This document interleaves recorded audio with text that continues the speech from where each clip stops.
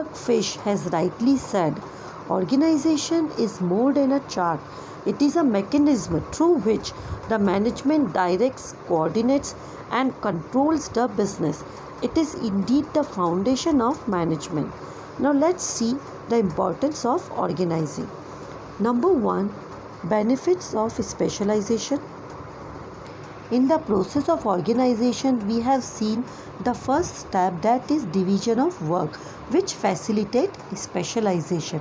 In organizing, every individual is assigned a part of total work and not the whole task. This division of work into smaller units and repetitive performance lead to specialization. Thus, organizing promotes specialization, which in turn leads to efficient and speedy performance of task. Number two is clarity in working relationship. Organizing clarifies the authority and responsibility of individuals of different departments. It helps in creating well-defined jobs and also clarifying the limits of authority and responsibility of each job.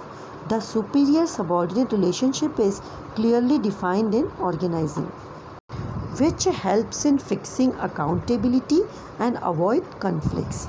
Number third is effective administration. It provides a clear description of jobs and related duties, which helps to avoid confusion and duplication of work.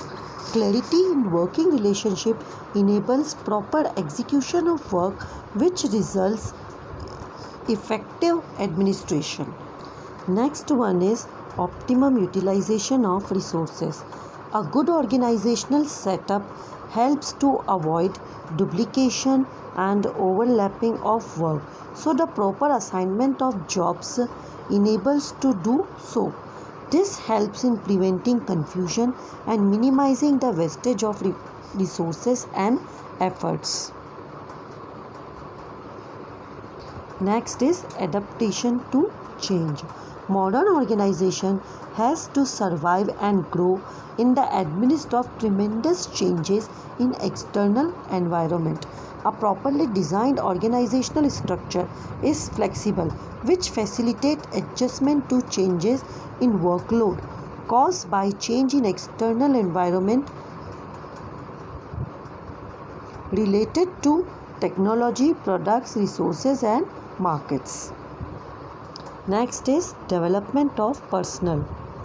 Organizing stimulates creativity amongst the managers.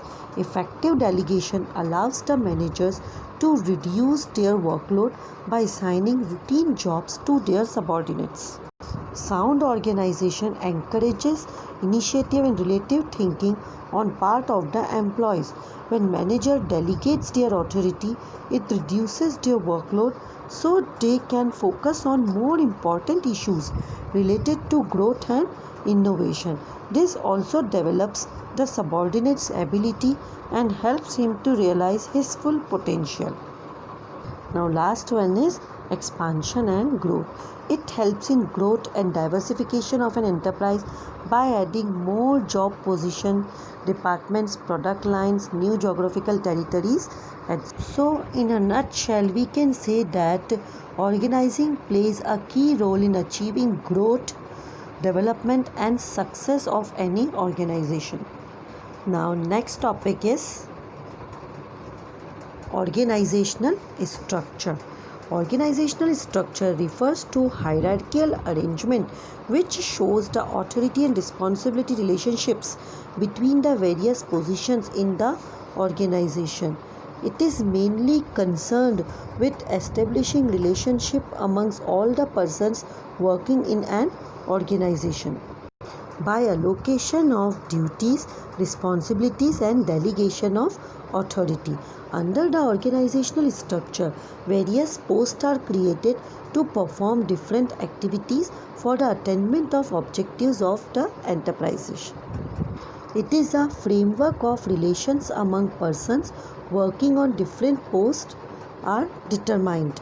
It is the structure which provides a basis framework for managers and other employers for performing their functions. The organization structure can be defined as the framework within which managerial and operating tasks are performed. It enables the organization to work as an integrated unit. Now let's see what is span of management and how it is related with organizational structure.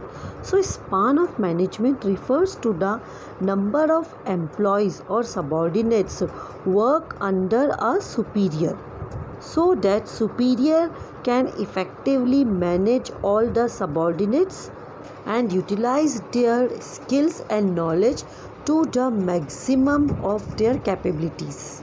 The span of management to a large extent gives shape to the organizational structure. It determines the levels of management in the structure. Span of management can be narrow or wider depend upon the nature and qualities of employees.